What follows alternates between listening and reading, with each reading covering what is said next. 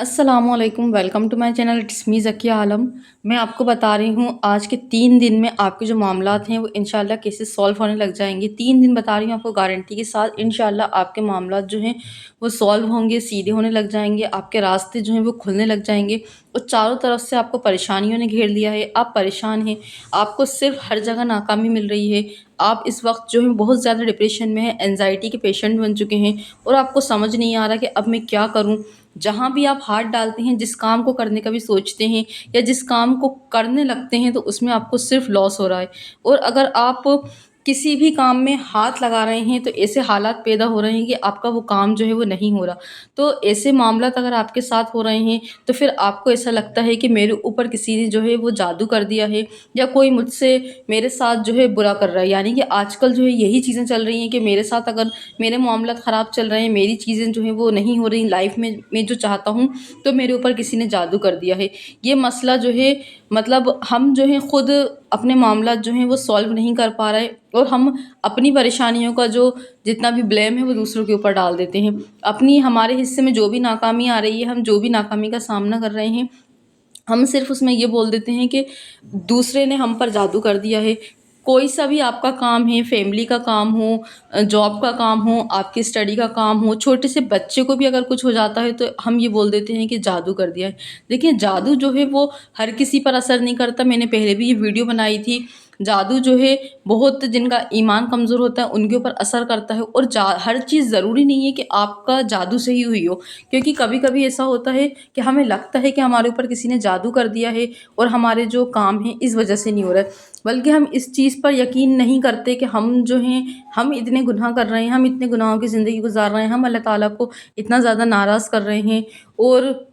ناراض بھی کر رہے ہیں، ہم ان کی نافرمانی بھی کر رہے ہیں، ہم ان کے بتائے ہوئے طریقوں پہ بھی نہیں چل رہے، ہم نے سنت راستوں کو چھوڑ رکھا ہے، سنت طریقوں کو چھوڑ رکھا ہے، اور ہم گناہوں کے کام میں اتنے زیادہ مبتلا ہیں کہ ہمیں پتہ ہی نہیں ہوتا کہ کون سی نماز ہمیں کب پڑھنی ہے۔ ہم فجر میں نہیں اٹھ رہے، ہم ظہر قضا کر رہے ہیں، ہم عصر مغرب ہماری سب ایسی ہی نکل جاتی ہے، ہم بالکل نماز نہیں پڑھتے۔ اگر نماز پڑھتے بھی ہیں تو ہم 5 وقت کی نہیں پڑھتے، ہم نے کبھی 2 پڑھ لیں، کبھی جمعہ پڑھ لیا، اس ٹائپ سے ہم کرتے ہیں، اور پھر ہم گناہ اتنے کرتے ہیں، ہم مطلب اتنے گناہ کرتے ہیں، ہم دن بھر میوزک سن رہے ہیں، موویز دیکھ رہے ہیں، ویب سیریز دیکھ رہے ہیں۔ تو یہ سب کیا ہوتا ہے؟ یہ سب اللہ تعالیٰ کو ناراض کرنے والے کام ہوتے ہیں۔ ہمارے پاس نماز کے لیے ٹائم نہیں ہے، ہمارے پاس 3 3 گھنٹے کے لیے تھیٹر میں بیٹھ کر موویز دیکھنے کا ٹائم ہے، ہمارے پاس اذان سننے کی بھی فرصت نہیں ہے، ہمارے پاس 4 4 گھنٹے کے لیے گانے سننے کی فرصت ہے، اور ہمارے پاس پوری زمانے کے کام کرنے کی فرصت ہے، صرف ہمارے پاس نماز پڑھنے کا ٹائم نہیں ہے، ہمارے پاس اللہ تعالیٰ کا ذکر کرنے کا ٹائم نہیں ہے۔ اور پھر ہم کہتے ہیں ہمارے اوپر مطلب پریشانیاں آتی ہیں ہمارے گناہوں کی وجہ سے،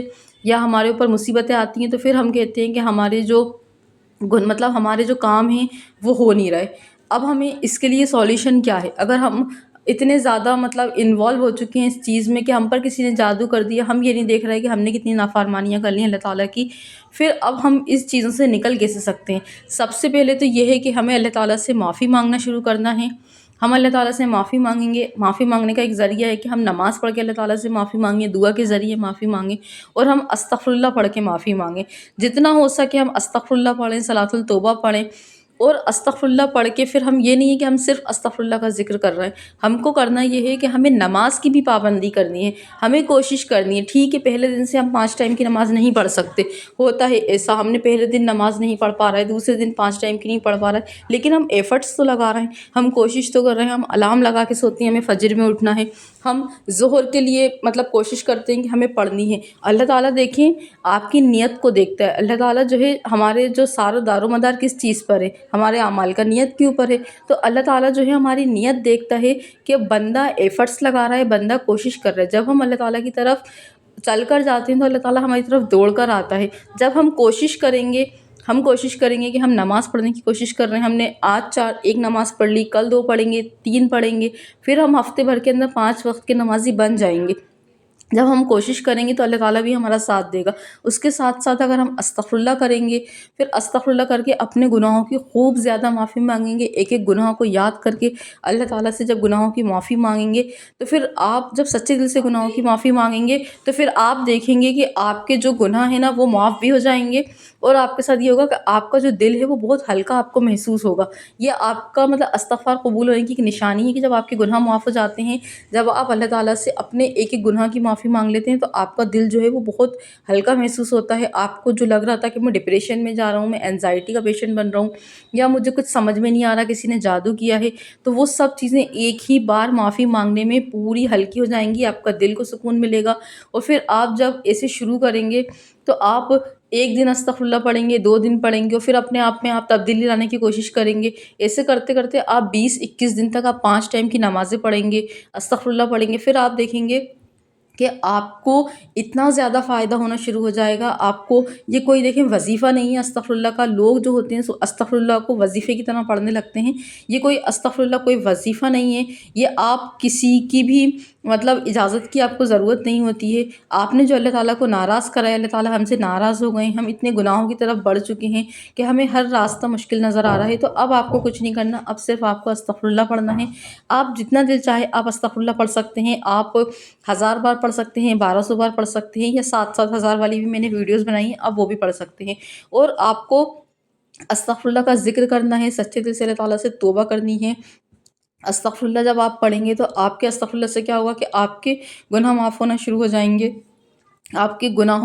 جب معاف ہوں گے تو آپ کا دل جو ہے عبادت میں لگے گا۔ آپ اللہ تعالیٰ سے رو رو کر اپنے گناہوں کی معافی مانگیں گے تو آپ کا دل بھی عبادت میں لگے گا۔ پھر آپ دیکھیں گے کہ اللہ تعالیٰ آپ کے اوپر اتنی رحمتیں برسائیں گے، اتنے آپ کے کام ہونا شروع ہو جائیں گے۔ آپ کو جو لگ رہا تھا کہ کسی نے میرے اوپر جادو کر دیا، یا کسی نے فلاں نے کچھ کر دیا، کوئی مجھ سے حسد کر رہا ہے، یہ سب آپ کو لگے گا کہ یہ سب ہماری ہی کمیوں کی وجہ سے ہمارے اوپر پریشانیاں آ رہی تھیں۔ ایسا نہیں ہے کہ لوگوں پہ جادو نہیں ہوتا،